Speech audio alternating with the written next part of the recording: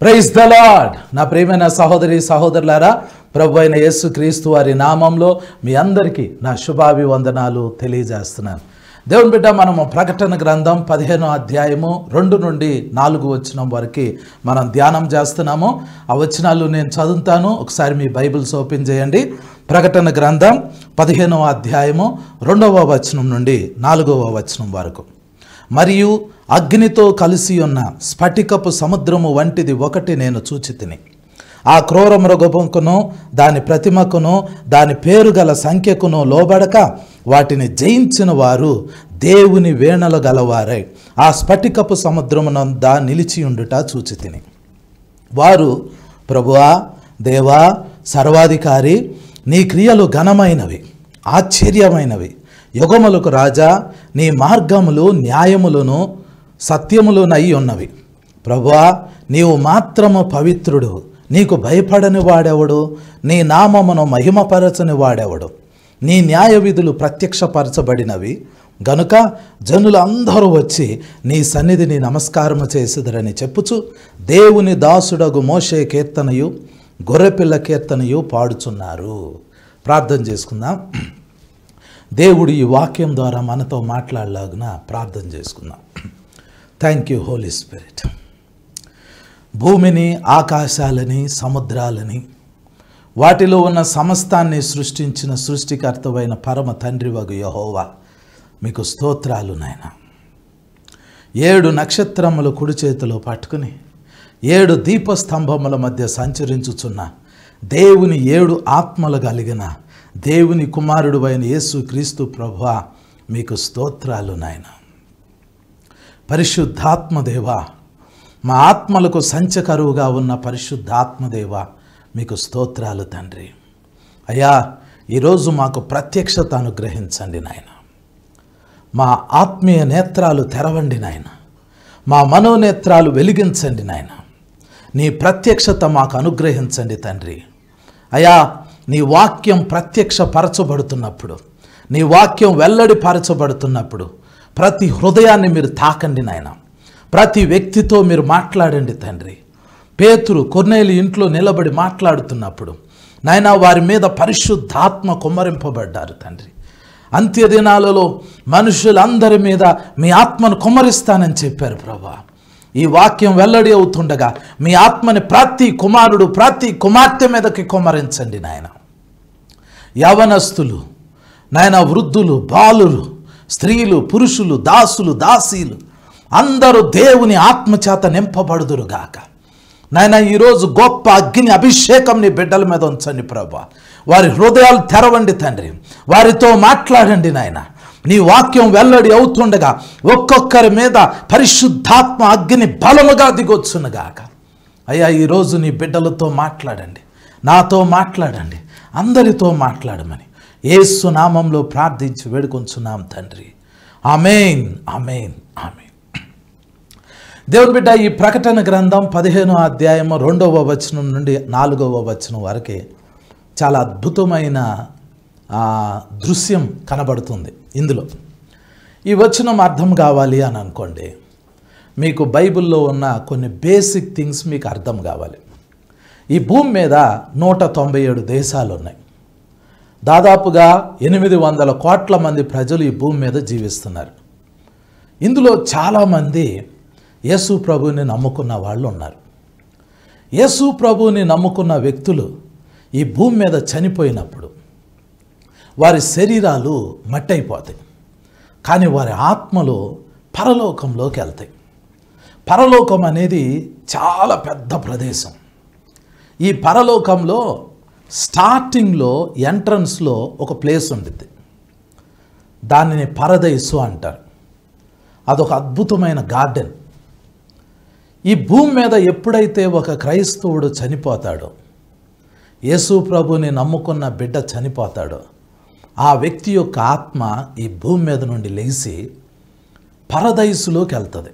పరలోకంలో ఆ పరదైసు అనే గార్డెన్లోకి ఆ వ్యక్తి యొక్క ఆత్మ వెళ్తుంది. అతను అక్కడ ఉంటాడు. శరీరం ఇక్కడ మట్టి అయిపోయింది, కానీ ఆత్మ పరదైసులో ఉంది. ఒకవేళ అదే వ్యక్తి చంపబడ్డాడు అనుకోండి. చంపబడటం అంటే ఇప్పుడు న్యాచురల్ డెత్ జరిగితే అతని ఆత్మ పరదైసులోకి వెళ్తుంది. అంటే రోగం వచ్చి యాక్సిడెంట్ అయ్యి లేదా ఇంకేదైనా కారణం చేత చనిపోతే ఆ వ్యక్తి శరీరం ఇక్కడ భూమి మీద మట్టి అయిపోతుంది, కానీ ఆత్మ పరలోకంలో పరదైసులోకి వెళ్తుంది. కానీ అదే వ్యక్తి ఈ భూమి మీద ఉన్నప్పుడు దేవుని వాక్యం చెప్పినందుకు, యేసు ప్రభు గురించి సాక్ష్యం చెప్పినందుకు ఎవరైనా అతన్ని చంపేశారనుకోండి, అప్పుడు అతని ఆత్మ పరదైసులోకి వెళ్ళదు. పరదైసు కూడా దాటి పరలోకంలో ఇంకా ఉన్నతమైన స్థలం ఒకటి ఉంది. దాన్ని థ్రోన్ రూమ్ అంటారు. అంటే దేవుని సింహాసనం ఉండే స్థలం.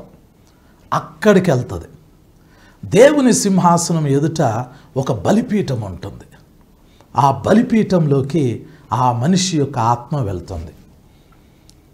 ఇప్పుడు మీకు అర్థం అవ్వాల్సింది ఏంటంటే, ఈ భూమి మీద ఉన్న క్రైస్తవులు మామూలుగా న్యాచురల్గా చనిపోతే ఆయుష్కాలం అయిపోయి వృద్ధాప్యం వచ్చేసి లేదా ఏదైనా వ్యాధి ఏదైనా రోగం ద్వారా లేదా ఏదైనా యాక్సిడెంట్లో చనిపోతే ఆ వ్యక్తి యొక్క ఆత్మ పరలోకంలో పరదైసు అనే స్థలంలోకి వెళ్తుంది. రెండవది, ఒకవేళ ఆ మనిషి హతసాక్షి అయితే, ఎవరైనా ఆ వ్యక్తిని చంపితే, దేవుని వాక్యం చెబుతున్నందుకు, యేసు ప్రభు గురించి సాక్ష్యం చెబుతున్నందుకు ఆ వ్యక్తిని చంపితే ఆ వ్యక్తి యొక్క ఆత్మ పరదైసులోకి వెళ్ళదు. ఆ వ్యక్తి యొక్క ఆత్మ దేవుని సింహాసనం ఎదుట ఉన్న బలిపీఠంలోకి వెళ్తుంది. వీళ్ళిద్దరూ వేరు వేరు స్థలాల్లో ఉంటారు. హతసాక్షులేమో దేవుని సింహాసనం ఎదుట ఉంటారు. మామూలుగా చనిపోయిన వాళ్ళేమో పరదైసులో ఉంటారు. ఈ రెండు స్థలాలు పరలోకంలోనే ఉంటాయి. ఇక యేసు ప్రభుని నమ్ముకోకుండా, యేసు రక్తంతో తమ పాపాలు కడుక్కోకుండా మామూలుగా ఈ భూమి మీద ఎవరైనా చనిపోతే, వాళ్ళు చంపబడనియండి, వాళ్ళు న్యాచురల్గా చనిపోనియండి, వాళ్ళ ఆత్మలు భూమి కింద పాతాళంలోకి వెళ్తాయి. అక్కడ నరకం ఉంది, అక్కడ అగ్నిగుండం ఉంది, అక్కడ యాతనకరమైన స్థలం ఉంది. ఈ మూడు స్థలాల్లోకి మనుష్యుల యొక్క ఆత్మలు వెళ్తాయి. ఇప్పుడు ఈ భూమి మీద ఉన్న 197 దేశాల్లో, ఈ భూమి మీద ఉన్న 800 కోట్ల మంది మనుషుల్లో వాళ్ళ ఆత్మలు కొన్ని నరకంలోకి వెళ్తాయి చనిపోయినప్పుడు, కొంతమంది చనిపోయినప్పుడు వాళ్ళ ఆత్మలు పరదైసులోకి వెళ్తాయి, కొంతమంది చనిపోయినప్పుడు వారి ఆత్మలు దేవుని బలిపీఠంలోకి వెళ్తాయి. ఇది మనిషి మరణించినప్పుడు జరిగే సంఘటన. అయితే సంఘం ఎత్తబడబోతుంది. సంఘం ఎత్తబడినప్పుడు ఏం జరిగిద్ది అని అంటే, యేసుక్రీస్తు ప్రభువారు పరలోకంలో నుండి తన దూతల యొక్క సైన్యం అంతటిని వెంటబెట్టుకుని, పరలోకంలో ఉన్న ప్రధాన దూతను వెంటబెట్టుకుని యేసు ప్రభువు పరలోకం నుండి బయలుదేరతాడు. ఆయన వచ్చేటప్పుడు ఆ దేవుని సింహాసనం ఎదుట ఉన్న బలిపీఠంలో ఉన్న ఆత్మలని, అలాగే పరదైసులో ఉన్న ఆత్మలని అన్నిటినీ వెంటబెట్టుకుని, దేవదూతలందరినీ తీసుకుని ప్రధాన దూతని వెంటబెట్టుకుని యేసు ప్రభు మేఘాల మీదకు వస్తాడు. ఆ మేఘాల మీద యేసు ప్రభు నిలబడిపోతాడు. ఇప్పుడు మనకి పైన ఆకాశంలో ఎక్కడైతే మేఘాలు కనబడుతున్నాయో దాన్ని మేఘమండలం అంటారు. ఆ మేఘమండలం మీదకి యేసు ప్రభు వస్తారు. ఆ మేఘమండలం దగ్గర దేవదూతలు ఆగిపోతారు. ఆ మేఘమండలం దగ్గరే ప్రధాన దూత ఆగిపోతాడు. అప్పుడు ప్రధాన దూత ఒక బోర ఊదుతాడు. ఆ బోర మోగిన వెంటనే పరలోకం నుండి వచ్చిన ఆ పరదైసులో ఉండాల్సిన ఆత్మలు, అలాగే ఆ బలిపీఠంలో ఉండాల్సిన హతసాక్షుల యొక్క ఆత్మలు ఆ బోర శబ్దం మోగిన వెంటనే ఆ మేఘమండలం మీద నుండి భూమి మీదకు వస్తారు. భూమి మీద వాళ్ళ శరీరాలు ఎక్కడెక్కడైతే మట్టి అయిపోయినాయో వాళ్ళ శరీరాలన్నీ మట్టిలో నుంచి, సముద్రంలో నుంచి, అగ్నిలో నుంచి, గాలిలో నుండి ఆ శరీరాలన్నీ లేపబడతాయి. ఆ శరీరాలన్నీ, ఎముకలన్నీ ఒక చోటకు వస్తాయి. మాంసం వచ్చిద్ది, చర్మం వచ్చిద్ది, దాని లోపల నరాలు వస్తాయి. అవన్నీ పునరుద్ధానపు శక్తితో నింపబడతాయి. అక్షయమైన శరీరంగా, అమర్త్యమైన శరీరంగా పునరుద్ధానం చెంది ఆ శరీరాలు మట్టిలో నుంచి లేపబడతాయి. ఆ శరీరాల్లోకి ఈ పరదైసు నుంచి, దేవుని బలిపీఠం నుంచి వచ్చిన ఆ మనుషుల యొక్క ఆత్మలు, ఎవరి శరీరాల్లోకి వాళ్ళ ఆత్మలు వెళ్ళిపోయి ఆ శరీరాలు సజీవంగా లేపబడి అలా గాలిలోకి ఎత్తబడి వాళ్ళు మరలా శరీరాలతో పాటు మేఘాల మీదకి వెళ్తారు. ఇప్పుడు మేఘాల మీద ఎవరెవరు ఉన్నారు? యేసు ప్రభు ఉన్నారు. యేసు ప్రభుతో పాటు దేవదూతలు ఉన్నారు. ఆ దేవదూతలతో పాటు పరదైసు నుంచి వచ్చిన మనుషుల యొక్క ఆత్మలు శరీరాలతో పాటు అక్కడ ఉంటారు. బలిపీఠంలో ఉన్న హతసాక్షుల యొక్క ఆత్మలు శరీరాలతో పాటు మేఘాల మీద ఉంటారు. ఆ బోర శబ్దం మోగినప్పుడే ఈ ఆత్మలన్నీ శరీరాలు పొందుకుని అలా గాల్లోకి వెళ్తున్నప్పుడే ఆ శబ్దం వినిన మనము వెంటనే ఈ భూమి మీద నుంచి మనము ఎత్తబడతాం. రెప్పపాటు కాలంలో మన శరీరాలు కూడా మార్చబడతాయి. మనం కూడా ఎత్తబడి మేఘాల మీదకి వెళ్తాం. ఇక ఆ మేఘాల మీద నుండి యేసు ప్రభువు మనల్ని పరలోకం తీసుకుని వెళ్ళిపోతాడు. ఇక మనం పరలోకంలోకి వెళ్ళిపోతాం. పరలోకంలోకి వెళ్ళేటప్పుడు ముందు యేసు ప్రభు ఉంటారు, దేవదూతలు ఉంటారు. మనకంటే ముందు చనిపోయి తిరిగి పునరుద్ధానులైన ఆ పరిశుద్ధులు వాళ్ళందరూ ఉంటారు. మనము ఉంటాం. అందరం కలిసి ఇలా పరలోకంలోకి వెళ్ళిపోతాం. వెళ్ళిపోతే పరలోకంలో దేవుని సింహాసనం ఎదుటి దగ్గరికి వెళ్ళి నిలబడతాం. దేవుని సింహాసనం ముందు మనం నిలబడతాం. దేవుని అత్యున్నతమైన సింహాసనం, తండ్రి అయిన దేవుని సింహాసనం ఎదుట అందరం నిలబడతాం. యేసు ప్రభు నిలబడతారు, దేవదూతలు నిలబడతారు, ఆ పరదైసు నుంచి వచ్చిన, ఆ బలిపీఠం నుంచి వచ్చిన ఆత్మలు కలిగిన ఆ శరీరాలు నిలబడతాయి. పునరుద్ధాన శరీరంతో ఎత్తబడిన మనమందరం అక్కడ ఆ దేవుని సింహాసనం ఎదుట నిలబడతాం. నిలబడిన వెంటనే ఇక్కడ మనందరము భూమి మీద నుండి వెళ్ళిన మనుషులందరూ గుంపులు గుంపులుగా నిలబడతారు. ఒక గుంపు ఒక చోట నిలబడిద్ది, ఇంకో గుంపు ఇంకో చోట నిలబడిద్ది. ఎవరెవరు ఎక్కడెక్కడ నిలబడతారు? ఎత్తబడిన తర్వాత ప్రకటన గ్రంథం 7వ అధ్యాయం 9వ వచనం నుండి నేను చదువుతున్నాను, చూడండి. అటు తర్వాత నేను చూడగా, ఇదిగో ప్రతి జనములో నుండి, ప్రతి వంశములో నుండి, ప్రజలలో నుండి, ఆయా భాషలు మాట్లాడు వారిలో నుండి వచ్చి ఎవడనూ లెక్కింపజాలని ఒక గొప్ప సమూహము కనబడెను. వారు తెల్లని వస్త్రములు ధరించుకున్న వారై ఖర్జూరపు మట్టల చేత పట్టుకొని సింహాసనం ఎదుటను గొర్రెపిల్ల ఎదుటను నిలవబడి, సింహాసనాసీనుడైన మా దేవునికిని గొర్రెపిల్లకును మా రక్షణకై స్తోత్రమని మహాశబ్దముతో ఎలుగెత్తి చెప్పిరి అని రాయబడింది. ఇప్పుడు ఎత్తబడిన గుంపు దేవుని సింహాసనం ఎదుట నిలబడింది.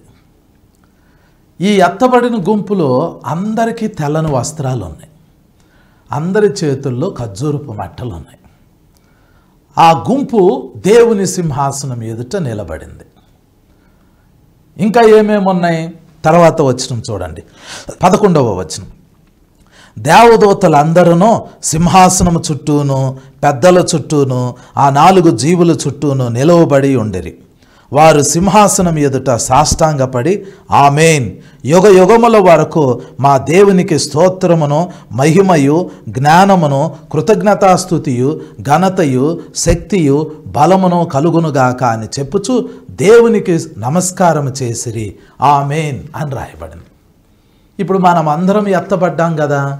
ఎత్తబడితే మనందరం తెల్లని వస్త్రాలు ధరించుకుని, మన చేతుల్లో ఖర్జూరపు మట్టలు ఉన్నాయి పట్టుకుని, మనందరం దేవుని సింహాసనం ఎదుట నిలబడితే మనతో పాటు దేవదూతలు అందరూ వచ్చి అక్కడ నిలబడ్డారు సింహాసనం చుట్టూరు. ఇప్పుడు మీరు జాగ్రత్తగా అర్థం చేసుకోవాలి. పరలోకం అంతా ఆ రోజు దేవుని సింహాసనం ఎదుట నిలబడబోతుంది.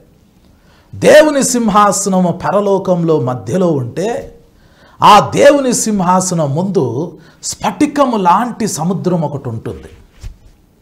ఆ సముద్రము దగ్గరికి వెళ్ళి ఆ సముద్రము ఎదురుగా, ఆ దేవుని సింహాసనం ఎదుట ఉన్న ఆ స్ఫటికపు సముద్రం ఎదురుగా మనందరము తెల్లని వస్త్రాలు ధరించుకుని ఖర్జూరపు మట్టలు పట్టుకుని మనందరము దేవునికి స్తోత్రము చెప్తా ఉంటుంటే ఆ సింహాసనం దగ్గరికి ఈ దేవదూతలందరూ వచ్చి దేవునికి సాగిలపడి ఆళ్ళు స్తోత్రం అని చెబుతున్నారు. ఇప్పుడు ఒక గుంపు తెల్లని వస్త్రాలు ధరించుకుని ఖర్జూరపు మట్టలు చేతిలో పట్టుకుని ఆ స్ఫటికపు సముద్రం దగ్గర నిలబడితే ఇంకో గుంపు ఆ స్ఫటికపు సముద్రము దగ్గర, చాలా దగ్గరగా ఇంకో గుంపు నిలబడింది. ఆ గుంపు గురించి ప్రకటన గ్రంథం 15వ అధ్యాయం 2వ వచనంలో ఉంది. మరియు అగ్నితో కలిసి ఉన్న స్ఫటికపు సముద్రము వంటిది ఒకటి నేను చూచి తిని ఆ క్రూర మృగమునకును దాని ప్రతిమకును దాని పేరు గల సంఖ్యకును లోబడక వాటిని జయించిన వారు దేవుని వీణలు గలవారై ఆ స్ఫటికపు సముద్రము నొద్ద నిలిచియుండుట చూచి తిని అని రాయబడింది. ఇప్పుడు ఎత్తబడినోళ్లే వీళ్ళందరూ. ఈ ఎత్తబడినోళ్లలో కొంతమంది దేవుని వీణలు తీసుకుని స్ఫటికపు సముద్రము దగ్గర నిలబడి ఉన్నారు. కొంతమంది ఏమో తెల్లని వస్త్రాలు ధరించుకుని చేతిలో ఖర్జూరపు మట్టలు పట్టుకుని కొంతమంది నిలబడ్డారు.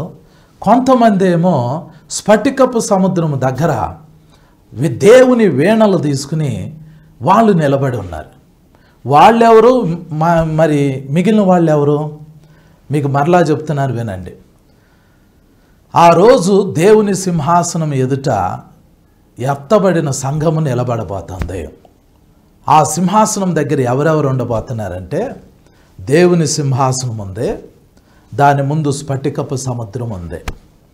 అక్కడ 24 మంది పెద్దల గుంపు ఒకటి ఉంటుంది. రెండవది ఎత్తబడిన సంఘము తెల్లని వస్త్రాలు ధరించుకుని ఖర్జూరపు మట్టలు చేతిలో పట్టుకుని నిలబడిన గుంపు ఒకటి ఉంటుంది. మూడవది దేవదూతల గుంపు ఒకటి ఉంటుంది.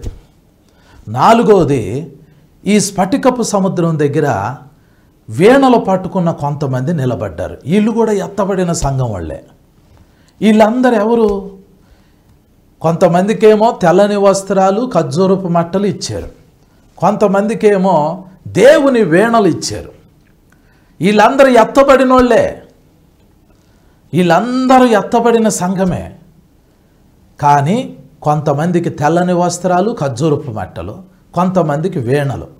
మీకు వీణ వాయించడం వచ్చా? వీణను ప్లే చేస్తారా? మీకు ప్లే చేయటం వచ్చినా రాకపోయినా పరలోకం వెళ్ళిన తర్వాత వీణ ఇస్తారు కొంతమందికి, అందరికి కాదు. కొంతమందికి ఖర్జూరపు మట్టలు ఇస్తారు. వాళ్ళు వీణలు వాయిస్తూ ఉంటుంటే తెల్లని వస్త్రాలు ధరించుకున్న ఖర్జూరపు మట్టలు చేతిలో పట్టుకున్న గుంపు ఆ పాటలో దేవుణ్ణి స్తుతించడానికి వాళ్ళు కూడా ఏకీభవిస్తారు. ఇప్పుడు ఈ సీన్ పరలోకంలో జరగబోతుంది.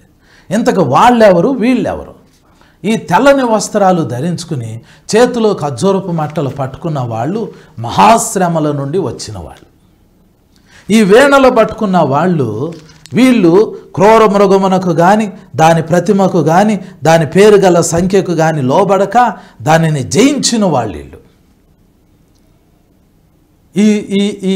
ఈ జాతులు, ఈ గుంపుల గురించి మీరు అర్థం చేసుకోవాలి.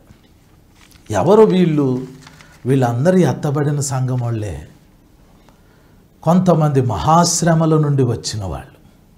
ఆ మహాశ్రమల్లో కొంతమంది క్రూర మృగానికి కానీ దాని ప్రతిమకు కానీ దాని పేరు గల సంఖ్యకు కానీ లోబడ నొల్లక దానిని జయించిన వాళ్ళు ఉన్నారు. చాలామంది ఏమనుకుంటారంటే సంఘము ఇవాళ ఎత్తబడవచ్చు, రేపు ఎత్తబడవచ్చు, ఎల్లుండి ఎత్తబడవచ్చు, ఎప్పుడైనా సంఘం ఎత్తబడవచ్చు అని అనుకుంటారు.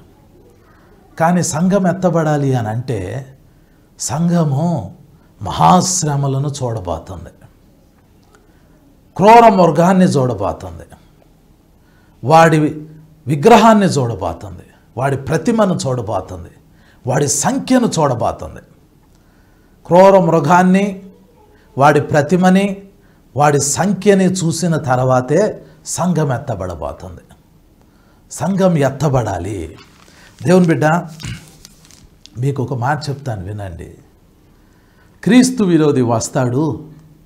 ఆ క్రీస్తు విరోధి వచ్చినప్పుడు భూమి మీద మహాశ్రమలు వస్తాయి అని నేను చాలాసార్లు చెప్పాను.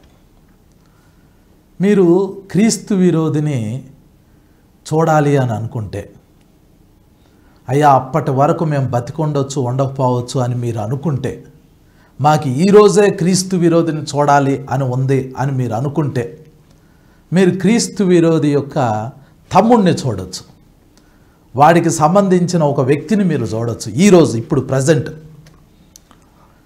నార్త్ కొరియాలో కిమ్ జాంగ్ ఉన్ అని ఒకడున్నాడు, నార్త్ కొరియా అధ్యక్షుడు. వాడిని చూస్తే క్రీస్తు విరోధిని చూసినట్టే. వాడికంటే క్రూరంగా ఇంకా క్రీస్తు విరోధి ఉండబోతున్నాడు. ఇక్కడ ఏం రాయబడింది? ప్రకటన గ్రంథము 15వ అధ్యాయం 2వ వచనం చూడండి. ఆ క్రూర మృగమునకును దాని ప్రతిమకును దాని పేరు గల సంఖ్యకును లోబడక వాటిని జయించిన వారు అని రాయబడింది. నార్త్ కొరియాలో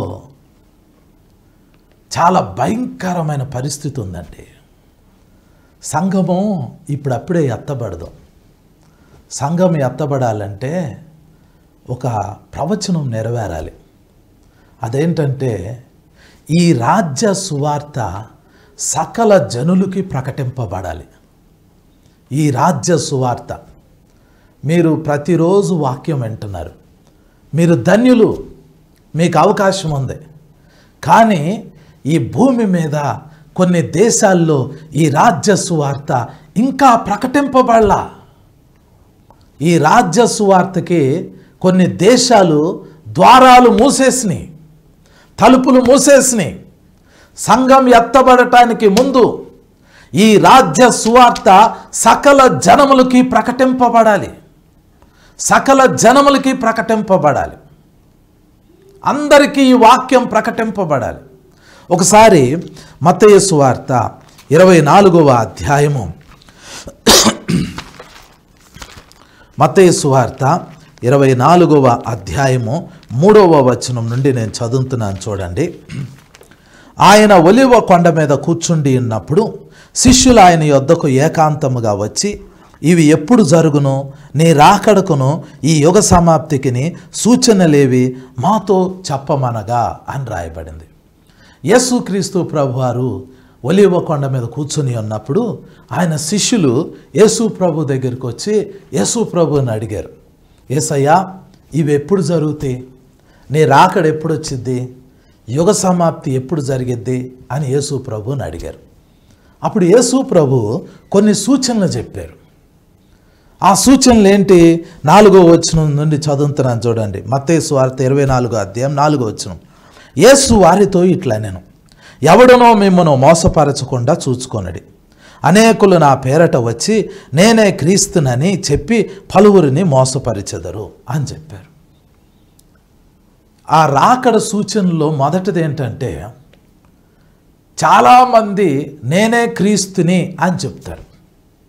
అంటే అసలైన క్రీస్తు విరోధి రాకముందు, అసలైన అబద్ధ క్రీస్తు రాకముందు చాలామంది నేనే క్రీస్తుని, నేనే క్రీస్తుని, నేనే క్రీస్తుని అని ఈ భూమి మీద చాలామంది వస్తారు. ఆ లిస్టు చదివితే ఇప్పుడు చాలామంది ఉన్నారు. ఫిలిపియన్స్లో ఒక ఆయన నేనే క్రీస్తునని చెప్పాడు. కొరియాలో ఒక అతను నేనే క్రీస్తునని చెప్పాడు. ఆఫ్రికాలో ఒక అతను నేనే క్రీస్తునని చెప్పాడు. అమెరికాలో నేనే క్రీస్తునని చెప్పాడు. ఆస్ట్రేలియాలో ఒక అతను నేనే క్రీస్తునని చెప్పాడు. ఇలా చెప్పుకుంటూ పోతే చాలామంది నేనే క్రీస్తుని, నేనే క్రీస్తుని అని చాలామందిని మోసం చేశారు. ఆ ప్రవచనం జనరల్గా 2000 సంవత్సరాల నుంచి నెరవేరుతానే ఉంది. కానీ అసలైన క్రీస్తు విరోధి రావాలి. ఆ తర్వాత ఇంకొక మాట చూడండి, 6వ వచనంలో, మరియు మీరు యుద్ధములను గూర్చియు యుద్ధ సమాచారములను గూర్చియు వినబోదురు, మీరు కలవరపడకుండా చూచుకొనిడి, ఇవి జరగవలసి ఉన్నవి కానీ అంతము వెంటనే రాదు అని యేసు ప్రభు చెప్పారు. యుద్ధాలు యుద్ధ సమాచారాలు మనం వింటాం, కానీ అంతం వెంటనే రాదు. ఈరోజు ప్రపంచంలో యుద్ధాలు జరుగుతున్నాయి. ఇప్పుడు నేను ఈ వాక్యం చెప్పే టైంలో రష్యా ఉక్రెయిన్ యుద్ధం జరుగుతుంది. ఇస్రాయేలీలు గాజా మధ్య హమాస్ తీవ్రవాదుల మధ్య యుద్ధం జరుగుతుంది. అమెరికా, యూకే యెమెన్ దేశం మీద యుద్ధం చేస్తున్నాయి. యెమెన్ దేశంలో ఉన్న హౌతీల మీద యుద్ధం చేస్తుంది. ఇరాన్ దేశము సిరియా మీద, ఇరాక్ మీద, పాకిస్తాన్ మీద యుద్ధం ప్రకటించింది. సౌత్ కొరియా, నార్త్ కొరియా యుద్ధానికి సిద్ధమవుతున్నాయి. చైనా, తైవాన్ యుద్ధానికి సిద్ధమవుతున్నాయి. ప్రపంచంలో ఎక్కడ సమాధానం లేదు. ఇప్పుడు ప్రజెంట్, ఇప్పుడు నేను వాక్యం చెప్పే టైంలో ఇప్పుడు ఎన్ని యుద్ధ భూములన్నీ రెడీ అవుతున్నాయి, కానీ అంతం వెంటనే రాదు. భూకంపాలు రావచ్చు, తెగుళ్ళు రావచ్చు, నేనే క్రీస్తునని చెప్పుకునే అనేక మంది అబద్ధ క్రీస్తులు రావచ్చు, యుద్ధాలు యుద్ధ సమాచారాలు మనం వింటాము, కరువులు రావచ్చు, ఏవైనా రావచ్చు. ఇవన్నీ జరుగుతూనే ఉంటాయి. ఇవన్నీ యేసు ప్రభు రాకడికి సూచనలు. కానీ ప్రాముఖ్యమైన సూచన ఏంటి అంటే ఇదే మత్తయి సువార్త 24వ అధ్యాయము 14వ వచనంలో రాయబడింది, మరియు ఈ రాజ్య సువార్త సకల జనములకు సాక్షార్థమై లోకమందంతటను ప్రకటింపబడును, అటు తర్వాత అంతము వచ్చును అని రాయబడింది. అంతం రావాలి అని అంటే ఈ రాజ్య సువార్త, ఈ రాజ్య సువార్త సకల జనములకు ప్రకటింపబడాలి. భూమి మీద ఉన్న అన్ని దేశాల్లో వాక్యం ప్రకటింపబడాలి. ఈరోజు నార్త్ కొరియాలో సువార్త లేదు. సువార్తని నార్త్ కొరియాలో ప్రకటించడానికి అవకాశం లేదు. నేను ఇందాక చెప్పే కదా, క్రీస్తు విరోధి అనేవాడు వస్తే ఎలా ఉంటాడో చూడాలి అని అనుకుంటే అది నార్త్ కొరియా దేశం వెళ్ళి, ఆ నార్త్ కొరియా దేశంలో ఉన్న ఆ దేశ అధ్యక్షుడు కిమ్ జాంగ్ ఉన్ని చూస్తే మనం క్రీస్తు విరోధిని దాదాపుగా చూసినట్లే. ఎందుకు అనంటే ఈ కిమ్ జాంగ్ ఉన్ అనేవాడు, వీడు ఎంత క్రూరమైన వాడంటే, వీడు అధ్యక్షుడు అయిన వెంటనే వాళ్ళ బాబాయిని అందరి ముందు కాల్చి చంపేయమన్నాడు. ఎలా చంపమన్నాడు అనంటే హై క్లాస్ మెషిన్ గన్ని పెట్టి ప్రజలందరూ చూస్తూ ఉండగా, ఆర్మీ వాళ్ళందరూ చూస్తూ ఉండగా వాళ్ళ బాబాయిని మధ్యలో నిలబెట్టి మెషిన్ గన్స్ తోటి, అది హై పవర్ఫుల్ కలిగిన మెషిన్ గన్స్ తోటి అతన్ని కాల్చేయమన్నాడు. అప్పుడు ఆ మెషిన్ గన్తో వాళ్ళ బాబాయిని కాల్చేటప్పుడు నార్త్ కొరియా సైన్యం అంతా, నార్త్ కొరియా ప్రజలందరూ చూసేటట్లు వాడు ప్రదర్శన పెట్టాడు. ఆ మెషిన్ గన్ వాళ్ళ బాబాయిని కాల్చేటప్పుడు ఆ హై పవర్ఫుల్ కలిగిన మెషిన్ గన్ బుల్లెట్స్ అతని లోపలికి దిగుతున్నప్పుడు అతని మాంసము ఇంతెంత ముక్కలు ముక్కలుగా మారిపోయింది. ఆ మాంసం అంతా చల్లా చెదురుగా పడిపోయింది. ఈ కాలు ఇక్కడ, ఈ చెయ్యి ఇక్కడ కాదు, మొత్తం వేళ్లతో సహా ముక్కలు ముక్కలుగా ఆ బుల్లెట్స్ దిగినాయి. అతన్ని చీల్చి పడేసినాయి అతని బాడీని. ఆ బాడీ పీసెస్ అన్నీ కింద పడిపోయి ఉంటే అప్పుడు కుక్కల్ని వాటి మీద రిలీజ్ చేశాడు. కుక్కలు వెళ్ళి ఆ మాంసాన్ని తిన్నాయి. అది చూసిన సైనికులు ప్యాంట్లలోనే వాళ్ళు పాస్ పోసేశారు. ఆ రోజు ఈ కిమ్ అనేవాడు అందరికీ ఏం చెప్పాడు అనంటే, నన్ను గనక ఎదిరిస్తే ఇలాంటి భయంకరమైన శిక్ష అతని మీద పడుతుంది అని చెప్పాడు. అక్కడ నుండి వాడి పరిపాలన స్టార్ట్ చేశాడు. ఆ రోజు నుండి ఈరోజు ఆ నార్త్ కొరియా దేశం వెళ్తే మనం వాడే క్యాలెండర్ని వాళ్ళు వాడరు. వాడు ఒక సొంత క్యాలెండర్ని తయారు చేసుకున్నాడు. అందులో వాళ్ళ తాతగారి పుట్టినరోజు, వాళ్ళ నాన్నగారి పుట్టినరోజు, వాడి పుట్టినరోజు ఆ క్యాలెండర్లో ఉంటాయి. ఆ దేశానికి సంబంధించిన, ఆర్మీకి సంబంధించిన కొన్ని పండుగలు ఆ క్యాలెండర్లో ఉంటాయి. వాళ్ళు సొంతంగా డిజైన్ చేసుకున్న సంవత్సరాలు ఆ క్యాలెండర్లో ఉంటాయి. వాళ్ళ సొంత క్యాలెండర్ అది. వాళ్ళు, ఈ కిమ్ అనేవాడు వాళ్ళ తాతగారి యొక్క శరీరాన్ని, వాళ్ళ నాన్నగారి యొక్క శరీరాన్ని, అంటే వాళ్ళు చనిపోయిన తర్వాత వాటిని పూడ్చిపెట్టకుండా కొన్ని కెమికల్స్ తోటి వాడు రెడీ చేసి పెట్టాడు. వాటిని ఎప్పటికీ శిథిలం అవ్వకుండా మ్యూజియం లాంటి దాంట్లో పెట్టాడు. ఇప్పుడు వాడు ఏం చెప్తున్నాడు అనంటే, ప్రపంచంలో ఏ దేశంలోకి ఆ దేశం యొక్క ప్రజలు వెళ్ళటానికి లేదు, ప్రపంచంలోని వేరే దేశంలో వాళ్ళు ఆ దేశంలోకి వచ్చి ఆ ప్రజలతో మాట్లాడటానికి వీల్లేదు. ఇప్పుడు ఆ నార్త్ కొరియాలో ఉన్న ప్రజలకి 3 దేవుళ్ళు ఉన్నారు. మొదటి దేవుడు వాళ్ళ తాత, రెండవ దేవుడు వాళ్ళ నాన్న, మూడవ దేవుడు కిమ్, ఇప్పుడున్న ప్రజెంట్ అధ్యక్షుడు. వీళ్ళు 3 దేవుళ్ళు ఆ నార్త్ కొరియాలో. వాళ్ళకి సంబంధించిన ఫోటోలు ఆ దేశంలో ప్రతి ఇంటిలో ఉంటుంది, గోడ మీద ఉంటుంది ఫోటోలు. ఆ కల్చర్ ఈ కిమ్ అనేవాడు పెట్టాడు. ఏంటి అద్భుతమైన కల్చర్ అంటే, వాడి నాన్నగారు, వాడి తాత, వాళ్ళ 3 ఫోటోలు ప్రతి ఇంట్లో ఉండినప్పుడు ఆ ఇంటికి సంబంధించిన వాళ్ళు ఆ ఫోటోల్ని నీట్గా ప్రతిరోజు తొడవాలి. ఆ ఫోటోల్ని దేవుళ్ళుగా గుర్తించాలి.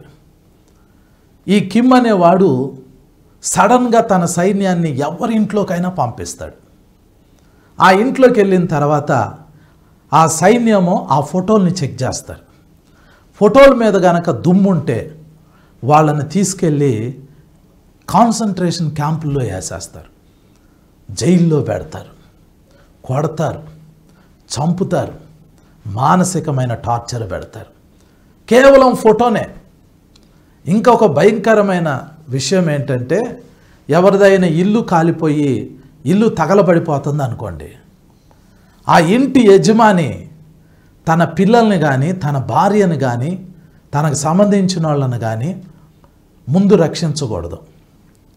మొట్టమొదట ఆ ఇంటిలో ఉన్న ఆ కిమ్ యొక్క ఫోటోని, వాళ్ళ నాన్న యొక్క ఫోటోని, వాళ్ళ తాత యొక్క ఫోటోని, ఆ 3 ఫోటోల్ని వాడు జాగ్రత్తగా అగ్నిలో నుంచి బయటికి తీసుకురావాలి. ఈలోపు వాళ్ళ భార్య చనిపోయినా, ఆ ఇంటి యజమాని యొక్క పిల్లలు చనిపోయినా, ఆ ఇంటి యజమాని చనిపోయినా వాడు పట్టించుకోకూడదు, ఎవ్వరు పట్టించుకోకూడదు. ఇంట్లో ఉన్న ఆ 3 ఫోటోలు, కిమ్ యొక్క ఫోటో, వాళ్ళ నాన్న యొక్క ఫోటో, వాళ్ళ తాత యొక్క ఫోటోని బయటికి తీసుకొచ్చి దానికి దేవతలుగా, దేవుళ్ళుగా ఆరాధన చేయాలి. ఒక పేపర్లో, న్యూస్ పేపర్లో ఆ 3 ఫోటోల్లో ఏ ఒక్కరి ఫోటో అయినా న్యూస్ పేపర్లో వచ్చిందనుకోండి, న్యూస్ పేపర్ని ఇలా ఫోల్డ్ చేసినప్పుడు ఆ ఫోటో కనుక మడతపడింది అని అంటే ఆ వ్యక్తిని జైల్లో వేసేస్తారు, ఆ వ్యక్తిని భయంకరంగా హింసిస్తారు. ఇప్పుడు ఆ నార్త్ కొరియా దేశంలో వేరే ఎవ్వరు దేవుళ్ళు లేరు. హిందూయిజం నార్త్ కొరియాలో లేదు, ఇస్లాం మతం నార్త్ కొరియాలో లేదు, క్రిస్టియానిటీ నార్త్ కొరియాలో లేదు, బైబిల్ లేదు, ఖురాన్ లేదు, భగవద్గీత లేదు, బౌద్ధ మతం లేదు, ఏది లేదు. నార్త్ కొరియాలో ఏముంది అని అంటే ఒకే ఒక అధ్యక్షుడు ఉన్నాడు, వాడు కిమ్. వాడు దేవుడు. వాడి విగ్రహమో, వాడి నాన్న విగ్రహమో, వాడి తాత విగ్రహమో దేవతలు. ఈ ప్రపంచంలో ఎవరైనా నార్త్ కొరియా దేశం వెళ్తే ఆ విగ్రహం ఎదుట సాగిలపడాలి, ఆ ఫోటోకి దండం పెట్టాలి, ఆ ఫోటోని గుండెల్లో పెట్టుకోవాలి. ఆ ఫోటోకి కానీ, ఆ అధ్యక్షుడికి కానీ ఎవరైనా ఏదైనా వ్యతిరేకంగా మాట్లాడితే వాళ్ళని జైల్లో వేస్తారు. ఎంతకాలం జైల్లో వేస్తారు? 1 సంవత్సరం 2 సంవత్సరాలు కాదు, బతికినంత కాలం జైల్లో వేస్తారు. అతను జైల్లో పడటమే మాత్రమే కాదు, అతని పిల్లలు, అతని కుమారులు, అతని కుమార్తెలు, అతని మనవళ్ళు, మనవరాళ్ళు అందరూ జైల్లోకి వెళ్ళిపోవాల్సిందే. ఈరోజు దేవుని వాక్యము నార్త్ కొరియా దేశంలోకి వెళ్ళటానికి వీల్లేదు. వాడు తలుపులు మూసేశాడు. ఇదే బైబిల్ పట్టుకుని నార్త్ కొరియా దేశంలోకి మనం గనక వెళ్ళిపోయి విమానం దిగిన వెంటనే, ఎయిర్పోర్ట్లో మనం అట్లా ల్యాండ్ అయిన వెంటనే వాళ్ళు మనల్ని చెక్ చేసి మన దగ్గర బైబిల్ ఉంది అని అంటే వెంటనే బైబిల్ని కాల్చేస్తారు. విమానంలో తిరిపి మనల్ని మన దేశంకి పంపిస్తారు. ఒకవేళ వాళ్ళకి మన దేశం పంపించడం ఇష్టం లేకపోతే అటు నుంచి అటు తీసుకెళ్ళి జైల్లో పడేస్తారు, చంపేస్తారు. ఈ నార్త్ కొరియా దేశంలో ఎవ్వరూ దేవుళ్ళు కాదు. ఆ అధ్యక్షుడు నేనే దేవుణ్ణి అని చెప్పుకున్నాడు. ఇంకా భయంకరమైన విషయం ఏంటంటే ఆ నార్త్ కొరియా దేశంలో పిల్లల్ని స్కూల్కి పంపిస్తే ఆడపిల్లల్ని ఆ అధ్యక్షుడు వాడి సైన్యాన్ని పంపించి ఆ స్కూల్లో ఉన్న ఆడపిల్లల్ని వాడు తీసుకుని వెళ్ళిపోతాడు. తల్లిదండ్రులు ఇక ఆ పిల్లల్ని మర్చిపోవాల్సిందే. యవనస్తులైన ఆడపిల్లల్ని కిమ్ అనేవాడు తీసుకుని వెళ్ళిపోతాడు. వాడి సైన్యం తీసుకుని వెళ్ళిపోతుంది. తల్లిదండ్రులు వెళ్ళి అయ్యా మా కుమార్తెను మాకు అప్పగించు, ఎందుకు తీసుకుని వెళ్ళావు అని అనటానికి వీల్లేదు. అలా అడిగారంటే తల్లిదండ్రులను చంపేస్తారు, ఆ పాపను చంపేస్తారు. అక్కడ తినటానికి తిండి లేదు, దేవుడు లేడు, మతం లేదు, ఆచారం లేదు. ఆ దేశంలో కిమ్ అనేవాడు దేవుడు, వాడు బొమ్మ దేవత. వాడిని ఆరాధించాలి, వాడికి మాత్రమే సాగిలపడాలి, వాడు చెప్పినట్టు వినాలి, వాడికి వ్యతిరేకంగా మాట్లాడకూడదు. ఇంత ఘోరమైన సంఘటనలు నార్త్ కొరియాలో జరుగుతున్నాయి. ప్రపంచ దేశాలన్నీ అవన్నీ చూస్తూ ఉండినా కూడా నోటి మీద ఇలా ఏలేసుకుని కూర్చున్నాయి. ఎందుకు అని అంటే వాడిని ఏదైనా అన్నారు అని అనుకోండి, వాడు ఆటమ్ బాంబ్స్ని, న్యూక్లియర్ బాంబ్స్ని, అటామిక్ బాంబ్స్ని, న్యూక్లియర్ బాంబ్స్ని వాడు రిలీజ్ చేసేస్తాడు. ప్రపంచం నాశనం అయిపోతుంది. అందుకని వాడు జోలికి ఎవరు వెళ్ళట్లా. అంత భయంకరమైనోడు ఈ కిమ్ అనేవాడు. వాడంత భయంకరంగా ఉంటే క్రీస్తు విరోధి ఇంకంత భయంకరంగా ఉండబోతున్నాడో చూడండి. క్రీస్తు విరోధి వచ్చి వాడంటాడు నేనే దేవుణ్ణి అంటాడు. నార్త్ కొరియా అధ్యక్షుడు అన్నాడు నేనే దేవుణ్ణి అన్నాడు. క్రీస్తు విరోధి వచ్చి అంటాడు నా ప్రతిమకు మొక్కాలి అంటాడు. నార్త్ కొరియాలో ఆ అధ్యక్షుడిని మొక్కాలి, వాడు బొమ్మకు మొక్కాలి, వాడి ఫోటోకి మొక్కాలి, వాడికి వ్యతిరేకంగా మాట్లాడకూడదు. క్రీస్తు విరోధి వచ్చినప్పుడు వాడు ప్రతిమకు మొక్కాలి, వాడి సంఖ్య వేయించుకోవాలి.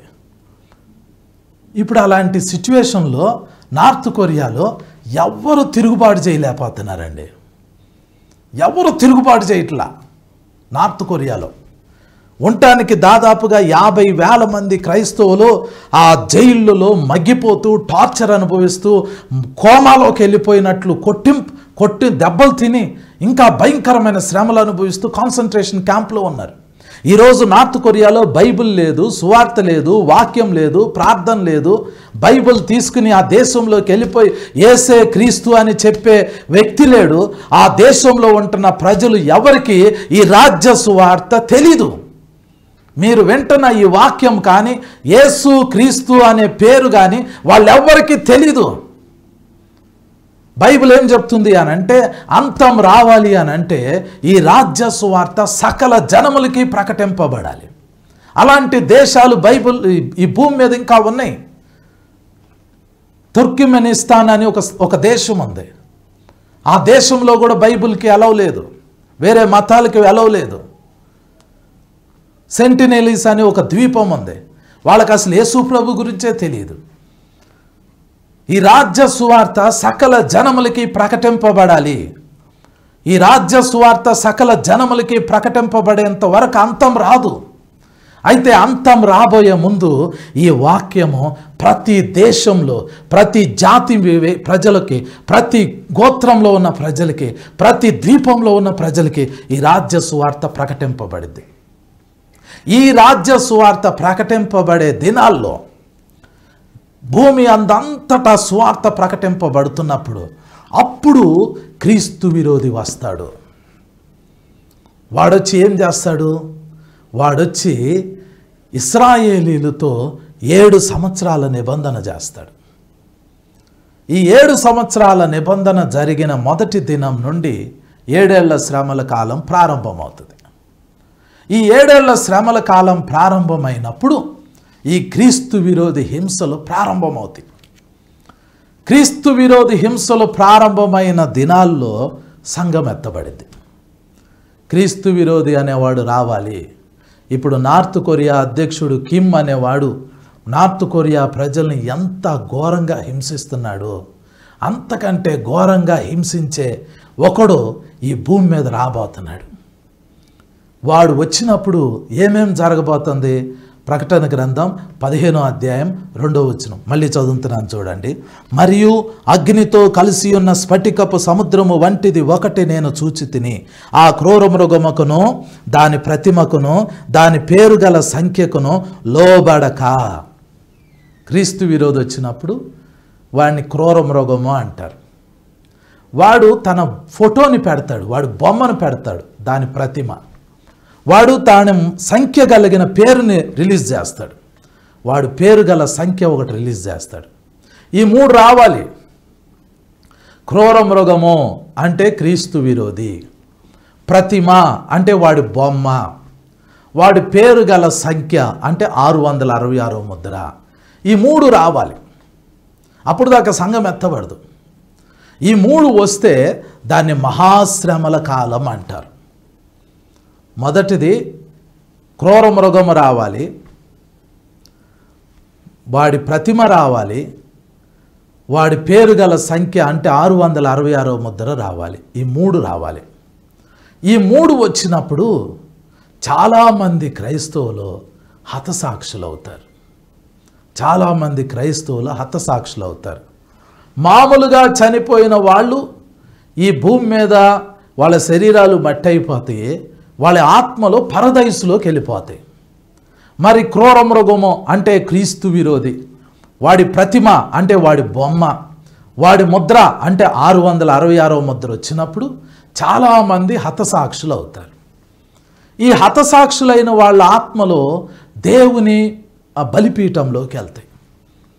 ఈ బలిపీఠంలోకి వెళ్ళిన ఆత్మలు, హతసాక్షులైన ఆత్మలు, అలాగే మామూలుగా చనిపోయిన వారి ఆత్మలు అన్నీ కలిసి ఒకేసారి బోర మోగినప్పుడు, కడబోర మోగినప్పుడు అందరూ ఎత్తబడతారు. ఈ ఎత్తబడినప్పుడు మామూలుగా చనిపోయిన వాళ్ళేమో తెల్లని వస్త్రాలు, చేతిలో ఖర్జూరపు మట్టలు పట్టుకుంటారు. ఈ మహాశ్రమల కాలంలో ఈ క్రూర మృగము క్రీస్తు విరోధికి, వాడి బొమ్మకి, వాడి ముద్ర వేయించుకోనందుకు, మొక్కనందుకు చనిపోయిన వాళ్ళు వీణలు పట్టుకుని దేవుని సింహాసనం దగ్గర, ఆ స్ఫటికపు సముద్రం దగ్గర వాళ్ళు వీణలు పట్టుకుని పాడతారు. ఇశ్రాయేలీలకి వీణలు ప్లే చేయటం అంటే వాళ్ళకు ఒక మంచి అలవాటు. ఇశ్రాయేలీల్లో అందరూ కాదు, కొంతమంది మ్యూజిషియన్స్ ఉంటారు, వాళ్ళకి వీణలు ప్లే చేయటం అంటే చాలా ఇష్టం. దావీదు వీణలు ప్లే చేసేవాడు, అతను మంచి మ్యూజిషియన్. అలాంటి మ్యూజిషియన్స్ ఇజ్రాయేలు దేశంలో చాలామంది ఉన్నారు. వాళ్ళు బబులోను దేశంలోనికి చెరలోకి వెళ్ళిపోయినప్పుడు ఇశ్రాయేలు దేశాన్ని నెబుకద్నెజర్ అనే రాజు, బబులోను దేశపు రాజు ఇశ్రాయేలు దేశాన్ని అంటే యెరూషలేము పట్టణాన్ని అతను నాశనం చేసి ఇశ్రాయేలీల్లో చాలామందిని బబులోను దేశంలోకి చెరలోకి తీసుకుని వెళ్ళిపోయాడు. అందులో యవనస్తులైన వాళ్ళు చాలామంది బబులోను దేశంలోకి వెళ్ళేటప్పుడు, బందీలుగా వెళ్ళేటప్పుడు వాళ్ళ చేతుల్లో ఈ వీణలు పట్టుకుని పోయారు. వీణలతో వాళ్ళు పాటలు పాడుతూ ఉంటారు. వాళ్ళు ఏం చేసేవాళ్ళు అంటే నదీ తీరం దగ్గరికి వెళ్ళి కూర్చుని వాళ్ళు మామూలుగా ఆ మ్యూజికల్ ఇన్స్ట్రుమెంట్స్ తోటి పాటలు పాడుతూ ఉండేవాళ్ళు. అయితే 137వ కీర్తనలో ఒక విషయం రాశారు. ఆ విషయం చదువుతాను చూడండి. 137వ కీర్తన 1వ వచనం నుండి. బబులోను నదుల యొద్ద కూర్చుండి ఉండినప్పుడు, 137వ కీర్తన 1వ వచనం. బబులోను నదుల యొద్ద కూర్చుండి ఉన్నప్పుడు మనము సియోనును జ్ఞాపకం చేసుకుని ఏడ్చుచుంటిమి. వాటి మధ్యనున్న నిరవంజి చెట్లకు మన సితారాలు తగిలించితిమి. అచట మనలను చెరగొన్న వారు ఒక కీర్తన పాడుడి అనిరి. మనలను బాధించిన వారు సియోను కీర్తనలలో ఒక దానిని మాకు వినిపించుడి అని మన వలన ఉల్లాసమును గోరిరి. అన్యుల దేశంలో యెహోవా కీర్తనలు మనమెట్లు పాడుదుము?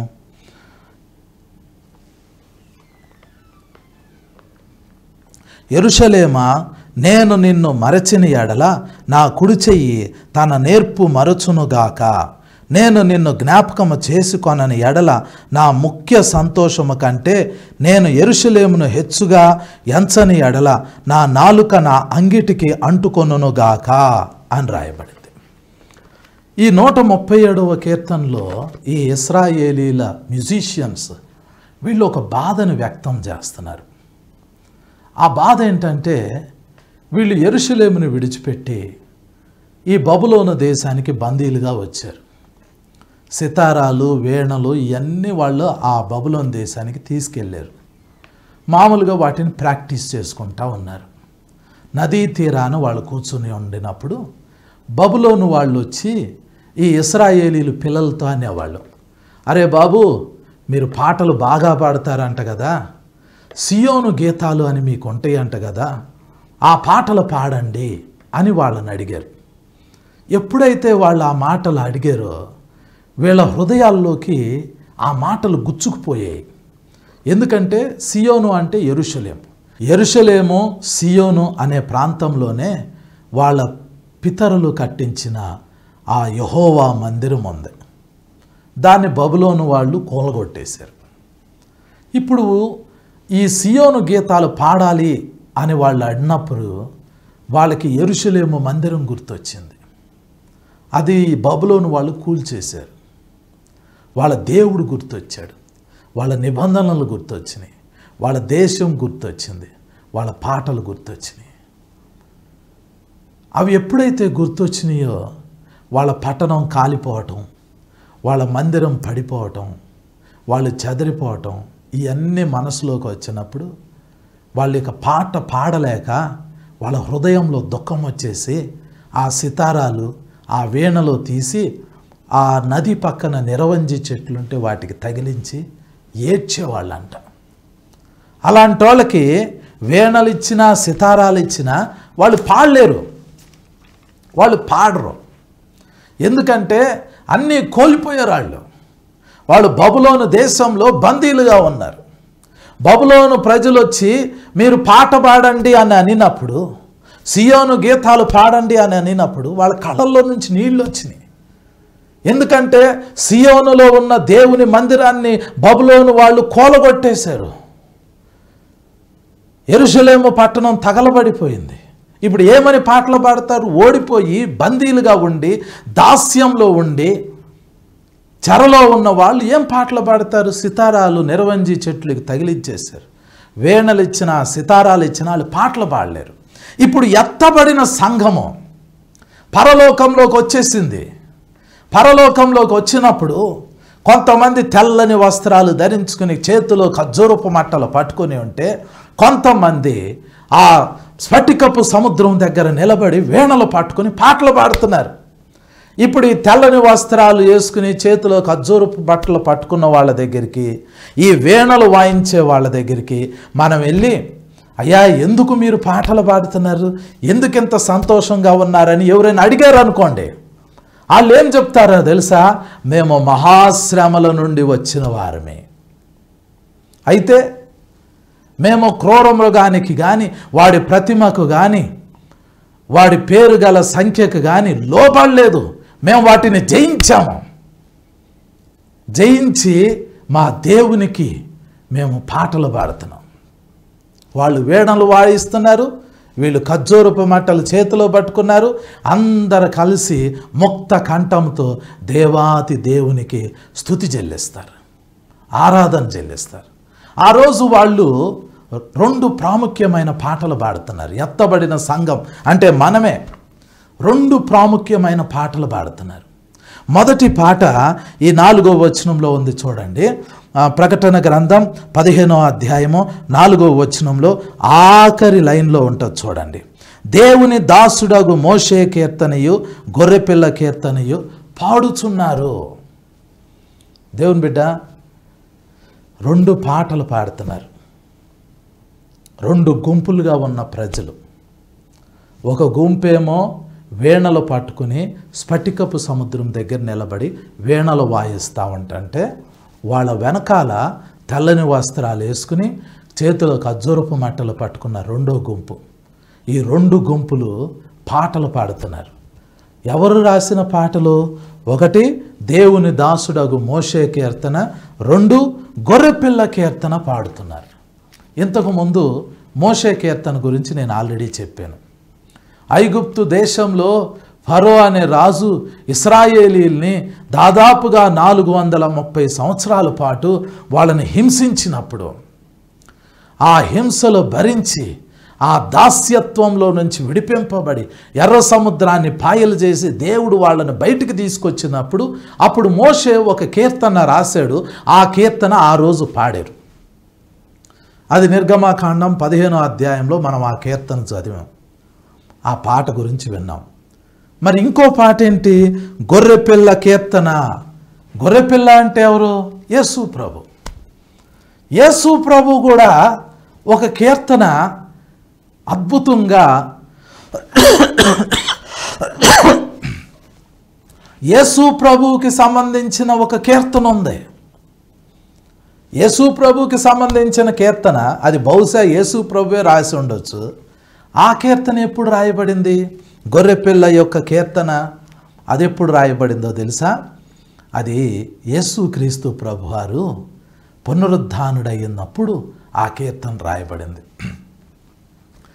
ఆ రోజు ఏం జరిగిందంటే, యేసు ప్రభువు సిలువ వేయబడిన రోజు. మనందరం గుడ్ ఫ్రైడే అని జరుపుకుంటూ ఉంటాం. ఉదయం 9 గంటలకి యేసు ప్రభు సిలువ వేయబడ్డారు. మధ్యాహ్నం 3 గంటలకి యేసు ప్రభు సిలువలో మరణించారు. అంటే 6 గంటల సేపు యేసు ప్రభు సిలువలో వేలాడారు. ఉదయం 9 గంటల నుంచి మధ్యాహ్నం 12 గంటల వరకే మామూలుగానే ఉంది. కానీ మధ్యాహ్నం 12 గంటల నుండి మధ్యాహ్నం 3 గంటల వరకే ఆకాశంలోకి నల్లటి మేఘాలు వచ్చినాయి. అప్పుడు చిమ్మ చీకటి వచ్చేసింది. దేశం అంతా చీకటి అయిపోయింది. ఆ నల్లటి మేఘాల్లో నుంచి కొన్ని చీకటి శక్తులు యేసు ప్రభు సిలువ మీదకి వచ్చి దాడి చేసినాయి. యేసు ప్రభు చేతులు 2 ఇలా మేకులు కొట్టబడి ఉన్నప్పుడు, కాళ్ళు కింద మేకులు కొట్టబడినప్పుడు ఈ చీకటి శక్తులన్నీ ఆ రోజు యేసు ప్రభు సిలువలో వేలాడేటప్పుడు దాడి చేసినాయి. దాని గురించి 22వ కీర్తనలో ఆ కీర్తనకారుడు ముందుగానే ప్రవచన రూపంగా రాశాడు. నేను చదువుతున్నాను చూడండి. కీర్తనల గ్రంథం 22వ కీర్తన 12వ వచనం నుండి నేను చదువుతున్నాను. వృషభములు అనేకములు నన్ను చుట్టుకొని ఉన్నవి, బాషాను దేశపు బలమైన వృషభములు నన్ను ఆవరించి ఉన్నవి. చీల్చుచూను గర్జించుచూను నుండు సింహము వలె వారు నోళ్లు తెరుచుచున్నారు. నేను నీళ్ల వలె పారబోయబడి ఉన్నాను, నా ఎముకలన్నీ స్థానము తప్పి ఉన్నవి. అలాగే 16వ వచనం, కుక్కలు నన్ను చుట్టుకొని ఉన్నవి, దుర్మార్గులు గుంపు కూడి నన్ను ఆవరించి ఉన్నారు అని రాయబడింది. దేవుని బిడ్డ, అలాగే 20వ వచనం, ఖడ్గము నుండి నా ప్రాణమును, కుక్కల బలము నుండి నా ప్రాణమును తప్పింపుము, సింహపు నోట నుండి నన్ను రక్షింపుము, గురుపోతుల కొమ్ముల నుండి నన్ను రక్షించి నాకు ఉత్తరం ఇచ్చి ఉన్నావు అని రాయబడింది. అంటే ఏంటనుకుంటున్నారు? వృషభములు, కుక్కలు, అలాగే గురుపోతులు, ఇవన్నీ ఏంటంటే చీకటి శక్తులు, అంధకార శక్తులు, ఆకాశంలో ఉన్న దురాత్మ సమూహాలన్నీ. ఆ రోజు యేసు ప్రభు శిలువ మీద వేలాడేటప్పుడు వృషభముల్లాగా, అంటే ఎద్దులులాగా, దున్నపోతుల్లాగా, కుక్కలలాగా, గురుపోతుల్లాగా వాటి కొమ్ములతో వచ్చి యేసు ప్రభుని అలా ఆ శిలువ మీద ఢీకొట్టిని. యేసు ప్రభువుని సిలువలో వేలాడుతున్నప్పుడు మధ్యాహ్నం 12 గంటల నుండి సాయంత్రం ఆ మధ్యాహ్నం 3 గంటల వరకే, ఆ 3 గంటల సమయంలో ఆ చీకటి కలిగిన ఆ మేఘాల్లో నుంచి ఒక్కొక్క ఈవిల్ స్పిరిట్ వచ్చి యేసు ప్రభువుని ఆ సిలువ మీద దాడి చేస్తున్నప్పుడు ఆ రోజు యేసు ప్రభు ఒక మాట అన్నారు, ఏలి ఏలి లామా సబాక్తని, నా దేవా నన్నెందుకు చేయబడనాడితివి. ఆ రోజు ఆ 3 గంటల సేపు యేసు ప్రభు ఈ చీకటి శక్తులన్నీ దాడి చేస్తున్నప్పుడు ఆ దాడిని ఫేస్ చేస్తున్నారు. ఆ తర్వాత ఆ దాడి అంతా అయిపోయిన తర్వాత యేసు ప్రభు ప్రాణం విడిచారు. అప్పుడు యేసు ప్రభు యొక్క ఆత్మ పాతాళంలోకి వెళ్ళింది. పాతాళంలో చీకటి శక్తులన్నీ ఆయన మీద దాడి చేయటానికి వచ్చేసినాయి. మరణపు లోకంలో ఉన్న ఆ చీకటి శక్తులు అన్నీ దాడి చేయటానికి వచ్చినాయి. అయితే యేసు ప్రభు పాతాళంలోకి వెళ్ళి ఆయన ఏం చేశారో తెలుసా? ఈ చీకటి శక్తులన్నిటినీ, ఈ దెయ్యాల్ని, ఈ దురాత్మల్ని, ఈ సాతాన్ని, ఈ మరణాన్ని అన్నిటినీ పట్టుకుని వాటన్నిటినీ యేసు ప్రభు జయించాడు. ఒక్కొక్క దాన్ని పట్టుకుని, దాన్ని గుద్ది, దాన్ని చంపి, దాన్ని బంధించి యేసు ప్రభు ప్రతి చీకటి శక్తిని లయపరిచి సాతాను దగ్గర నుండి వాడి చీకటి శక్తులన్నిటినీ వాటన్నిటికీ సంఖ్యలేసి బంధించి ఈ భూమి మీద నుండి తీసుకుని వెళ్ళి పరలోకంలో వేడుకకి కనపరిచాడంట. అంటే ఆ వచనం చదువుతాను చూడండి. కొలస్సీయులకు రాసిన పత్రిక 2వ అధ్యాయము 13వ వచనం దగ్గర నుండి చదువుతున్నాను.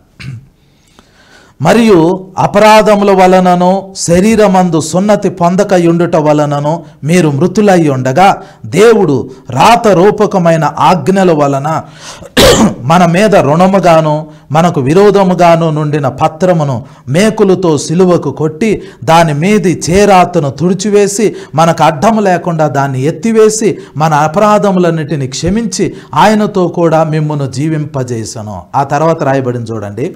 ఆయన ప్రధానులను అధికారులను నిరాయుధులనుగా చేసి సిలువ చేత జయోత్సవముతో వారిని పట్టి తెచ్చి బాహాటముగా వేడుకకు కనపరచును. సాతాను, వాడి ప్రధానులు, వాడి అధికారులు, వాడి దెయ్యాలు, వాడి దురాత్మలు, వాడి సైన్యము, వాడి సమూహము అంతా యేసు ప్రభు మీదకి దాడి చేయటానికి సిలువ మీదకి వచ్చి దాడి చేస్తే యేసు ప్రభు మరణించిన తర్వాత యేసు ప్రభు పాతాళంలోకి వెళ్ళి ఆ సాతాను, ఆ ప్రధానులు, ఆ అధికారులు, వాటి దెయ్యాలు, వాటి దురాత్మలు, వాటి సమూహాలన్నిటిని ఒక్క దెబ్బగా పట్టుకుని ఒకే ఒక్క దెబ్బతో వాటన్నిటిని నిరాయుధులుగా చేసి వాటిని గుద్ది, వాటిని తన్ని, వాటిని బాహాటంగా వాటన్నిటిని జయించి, వాటన్నిటిని బంధించి యేసు ప్రభు పరలోకం తీసుకెళ్ళి పరలోకంలో ఉన్న దేవదూతలందరి ఎదుట వాటిని ప్రదర్శనకు పెట్టి, ఇన్ని రోజులు భూమి మీద ఉన్న నా బిడ్డలని హింసించిన వేళ్ళని ఈ రోజు నేను నిరాయుధులుగా చేశాను, బలహీనపరిచాను, బంధించాను అని యేసు ప్రభు ఆ రోజు పరలోకంలో అందరి ఎదుట కనపరిచినప్పుడు అప్పుడు పరలోకంలో ఒక కీర్తన రాయబడి ఉంది. ఆ జయోత్సవాన్ని జరుపుకోవటానికి, ఆ విజయోత్సవాన్ని జరుపుకోవటానికి శత్రువు పళ్ళు విరగొట్టినందుకు మరణమా నీ విజయం ఎక్కడా, మరణమా నీ ముళ్ళెక్కడా అని మరణపు ముళ్ళును విరిచి యేసు ప్రభు మరణాన్ని, సాతాన్ని, చీకటి శక్తుల్ని, అంధకార శక్తుల్ని, ప్రధానుల్ని, అధికారుల్ని, ప్రతి విధమైన దురాత్మ సమూహాలను అందరినీ లయపరిచి చేతగానోళ్ళను చేసేసి వాళ్ళ దగ్గర ఉన్న ఆయుధాలన్నిటిని కాల్చేసినప్పుడు ఆ రోజు గొర్రెపిల్ల యొక్క కీర్తన పాడారు, రాయబడింది. ఇప్పుడు మనం పరలోకం వెళ్తాం. పరలోకం ఎత్తబడిన సంఘం పరలోకం వెళ్ళినప్పుడు మోషే రాసిన కీర్తన పాడతారు. యేసు ప్రభు ఆ రోజు జయోత్సవం రోజు రాసిన కీర్తన పాడతారు. ఆ 2 కీర్తనలు పాడేటప్పుడు ఒకవేళ మనం గనక క్రీస్తు విరోధి యొక్క ముద్ర వచ్చినప్పుడు, వాడి బొమ్మ వచ్చినప్పుడు, దానికి మనం సాగిల పడకుండా, ఆ ముద్ర వేయించుకోకుండా శ్రమలు అనుభవిస్తే, అందులో గనక హతసాక్షులం అయితే, మనం ఎత్తబడినప్పుడు ఆ స్ఫటికపు సముద్రం దగ్గర మన చేతిలో వీణ ఉండిద్ది. ఒకవేళ ఆ క్రీస్తు విరోధి రాకముందు, ఆ ప్రతిమ రాకముందు, ఆ ముద్ర రాకముందు మనం గనక చనిపోతే, మన ఆత్మ పరదైస్కి వెళ్తే, మనం పునరుద్ధానం అయినప్పుడు మనకు తెల్లని వస్త్రము, చేతిలో ఖర్జూరపు మట్ట ఉండిద్ది. క్రీస్తు విరోధిని ఫేస్ చేసి, వాడి ప్రతిమ, వాడి ముద్ర ఫేస్ చేస్తే, దాన్ని జయిస్తే చేతిలో వీణ ఉండిద్ది. క్రీస్తు విరోధి రాకముందే మనం గనక చనిపోతే, అప్పుడు మన చేతిలో ఖర్జూరపు మట్ట, తెల్లని వస్త్రం ఉండిద్ది. ఎత్తబడిన సంఘం పరలోకంలో ఉండినప్పుడు మన స్థానం ఏదో ఒక స్థలంలో ఉంటుంది. దేవుని బిడ్డ, మహాశ్రమలలో మనకు ఆశీర్వాదం.